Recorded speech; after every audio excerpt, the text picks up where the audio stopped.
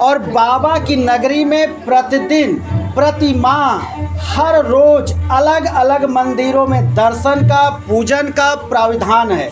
इसी तरह से अगर देखा जाए तो बनारस में यहाँ पर हर दिन जब व्रत रहता है, लोग कोई न कोई दिन अलग अलग देवी देवताओं के व्रत रखते हैं, अलग अलग मंदिरों में दर्शन करने जाते हैं। इसी तरह से ये जो मास चल रहा है, इसमें बनारस के यानी काशी खंड के एकमात्र मधुसूदन भगवान का मंदिर ये स्थित है गाय घाट क्षेत्र में, जहाँ पर कि इस महीने में लोग गंगा स्नान करते हैं और मधुसूदन भगवान का दर्शन करते हैं। आप भी जो है दिव्य दर्शन का लाभ घर बैठे उठाइए।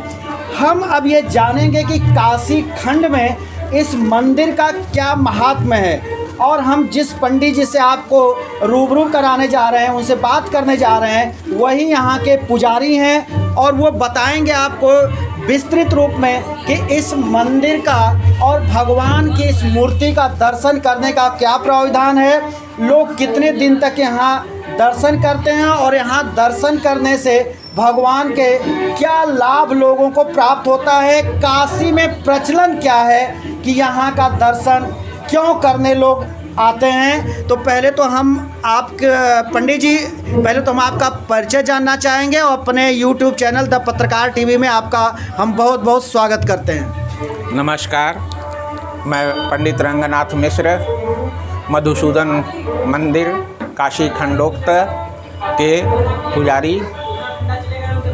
वर्तमान समय में बैसाख का महीना चल रहा है और बैसाख में हजारों साल से बैसाख मास महात्मा, बैसाख महात्मा जो पुस्तक है वेद व्यास द्वारा लिखित, जो करीब 5000 साल पहले की है, उस पुस्तक में भी इनका वर्णन है। ये प्राचीन से प्राचीन विष्णु भगवान स्वरूप है। इनका स्वरूप दिव्य है। शंख चक्र गदा पद्म इनके हाथों में सुशोभित है। 4 हाथ वाले हैं, स्वयंभू हैं। श्री श्री 1008 मधुसूदन भगवान वामन केशव के नाम से इनको जाना जाता है।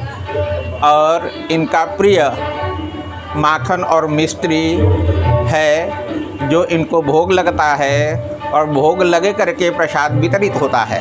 गुरुजी, ये मूर्ति लगभग कितनी पुरानी होगी, कितनी प्राचीन होगी, और ये मंदिर इसका वर्णन नहीं किया जा सकता, क्योंकि वेद व्यास करीब 5000 साल पहले वो पुस्तक लिखे बैसाख महात्मा के नाम का, जिसमें इनका वर्णन है। इसका मतलब उसके भी पहले का है।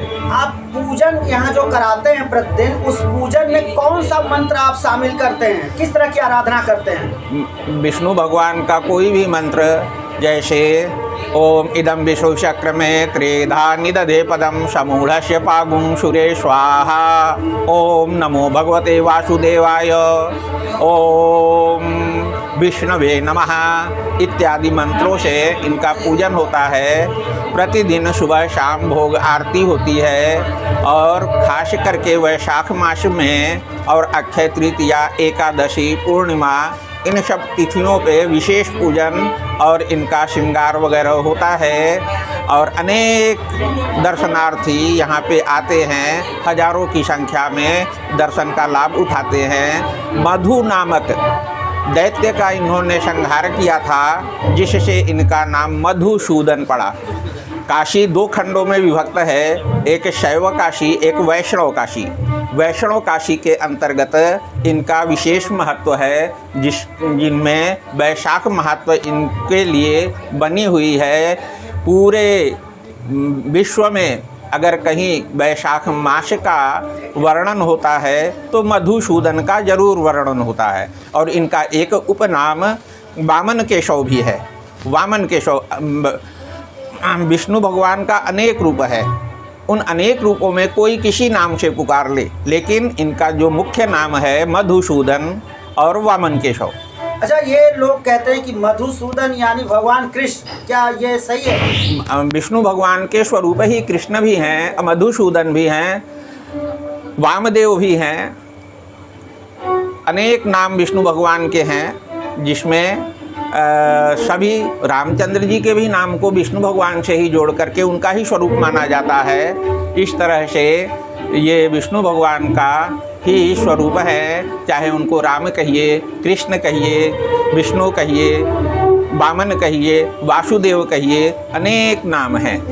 आपको गुरुजी ये तो शायद आपको पता होगा ही कि आप कितने पीढ़ियों से यहाँ पूजा करते? ये हमारा करीब करीब 16वां पीढ़ी चल रहा है। 16 पीढ़ी से हम लोग यहाँ पे पूजन अर्चन करते चले आ रहे हैं, भगवान की सेवा भोग राग आरती करते चले आ रहे हैं और आगे भी करते रहेंगे। लगभग 400 वर्ष से, इसका मतलब आराम से 400 वर्षों से ज़्यादा समयों से हमारे पूर्वज इस मंदिर के पुजारी रहे हैं और भविष्य में भी रहेंगे। आज का क्या क्या कार्यक्रम चल रहा है, कैसे आप मना रहे हैं आज अक्षय तृतीया का विशेष पर्व, बगल में ही पिलपिला तीर्थ है, त्रिलोचन मंदिर है, त्रिलोचन घाट है, इन सब का भी महत्व उस वैशाख महत्व में वर्णित है। और यहाँ पे लोग त्रिलोचन घाट पे स्नान, पिलपिला नदी का स्नान, मधुसूदन और बगल में बद्री नारायण का मंदिर है, उनका दर्शन करते हैं। और उसी के उपलक्ष्य में हम लोग यहाँ कुछ भजन संध्या वगैरह का भी कार्यक्रम रखते हैं, जिसमें आज भी काशी के मूर्धन्य भजन गायक, शास्त्रीय संगीत गायक, तबला वादक वगैरह आकर के इसमें भाग ले रहे हैं, जो बाहर की गली में चल रहा है। दोस्तों, हम बता दें कि ये काशी है और काशी में जब तक जो है शास्त्रीय संगीत न हो, संगीत न हो, तो फिर यहाँ की परंपरा अधूरी रह जाती है। और यहाँ की परंपरा को देखते हुए यहाँ के पुजारी ने पूरी व्यवस्था की है कि आज मधुसूदन भगवान का जो दर्शन चल रहा है, इसके उपलक्ष्य में यहाँ शास्त्रीय संगीत का भी कार्यक्रम हो रहा है। हम आपको शास्त्रीय संगीत में भी ले चलेंगे, लेकिन उसके पहले हम आपको बता दें कि ये अद्भुत मंदिर है, एकमात्र मंदिर है। लोग कहते हैं कि ये स्वयंभू मंदिर है, यानी यहाँ तक भी कहा जाता है कि दूसरा कोई और मंदिर कहीं भी स्थित नहीं है, स्थापित नहीं है। और इस तरह से अगर देखा जाए तो 400-450 वर्ष पुराना इस मंदिर का इतिहास है, जहाँ का आप जिस भगवान का आप दर्शन कर रहे हैं घर बैठे हुए। तो हम आपको और दिखाते हैं कि यहाँ भक्त कितने आज आए हुए हैं। ये तो सुबह से बता रहे हैं कि 400 साल तो हमारी पीढ़ियों को बता रहे हैं गुरुजी कि 400 साल तो आपको याद है। तो ये यहाँ पे पहले वैशाख महात्मा जो पुस्तक लिखी हुई है वो आज से 5000 साल भोर से ही यहाँ पे दर्शन पूजन शुरू हो गया है। और ये अभी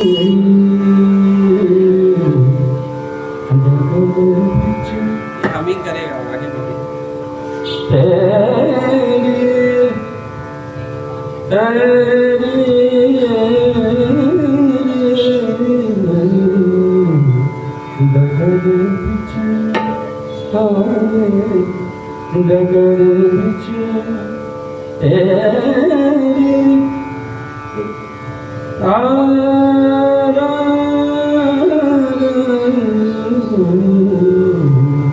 क्योंकि कृष्ण भगवान का मंदिर है मधुसूदन जी का, और ये रचना भी कृष्ण और गोपी के ऊपर है।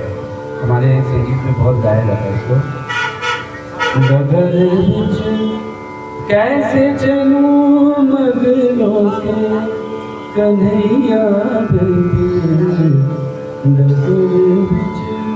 सभी लोग जानते हैं कृष्ण भगवान हमेशा गोपी लोग को छेड़ते थे, उनका गगनी फोड़ देते थे, जाने नहीं देते थे। ये उसी के ऊपर शब्द है, दादरा बना हुआ है। डगर बिछी कैसे चलो मगनों के कन्हैया, डगर बिछी कैसे चलो, क्या मैटनिक साउंड आ रहा है, कैसे चलो मगनों के हाजी, मगनों के कन्हैया, डगर बिछी मैं जमुना चला, भजन जात रही मैं जमुना किनारे, भजन जात रही तार जमुना के तीर रे सखी मगरों के कन्हैया देते दखन बिछू। इसी को मैं बजाने जा रहा हूँ।